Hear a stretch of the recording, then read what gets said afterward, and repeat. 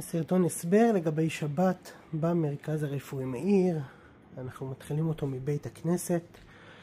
אנחנו בבית הכנסת היכל דוד. אני יוצא החוצה, שנבין איפה אנחנו ממוקמים. בית הכנסת ממוקם בין בנייני האשפוז. כאן זה גשר שמוביל לבניין של היולדות, ואנחנו עוברים פה לבניין אשפוז מרכזי, קומה 1.5. למטה זה חדרי הניתוח, עוד רגע נראה אותם. למטה חדרי הניתוח, קצת נריץ את הסרטון. כאן למטה זה חדרי הניתוח,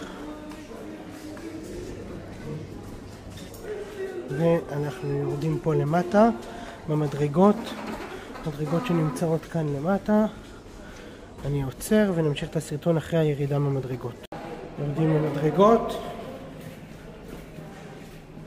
למעשה אחרי התפילה נרד פה כולם ביחד למקום שבו נערכות סעודות השבת, נערכים סעודות השבת. הנה אנחנו יורדים. אז ירדנו, אנחנו נמצאים כעת בקומה 0, קומה 0 של בניין אשפוז. כאן נמצא חדר האוכל, מעליות, ניתן לראות פה את הקנטינה, ולמטה, אם ממשיכים פה, זה מחלקת ילדים.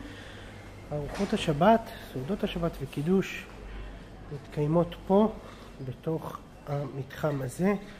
כאן אנחנו כרגע באופן זמני מספר חודשים. פותחים את הדלתות הלבנות ונכנסים לכאן. בתוך האולם הזה יוגשו סעודות השבת. ניתן גם לשבת ולאכול פה, יש פה שולחנות, והסעודות מוגשות במתכונת של טייק אווי בעיקרון. על גבי השולחנות הללו אנחנו בעצם פותחים בופה. יש פה כמובן חלות, אפילו חלות ויז'ניץ, יין שניתן לקחת למחלקה, וכאן בעצם נפתח את הבופה עם הסלטים, דגים, בשר ותוספות. ויש פה גם כן עמדת קפה, תוכלו לשתות מים חמים בנוסף למה שיש בכל מחלקה, מים חמים. נעשה קידוש אחרי התפילה ביחד, ואז כל אחד אורז לעצמו ולוקח. אתם מוזמנים בשמחה. שתהיה שבת שלום ומבורכת. פרט אחד אחרון, יש לנו כאן גם פלטה, זה נראה כמו ארון אבל זו פלטה. בשלושת הקומות הללו ניתן להשתמש לחמם אוכל משלכם אם אתם רוצים.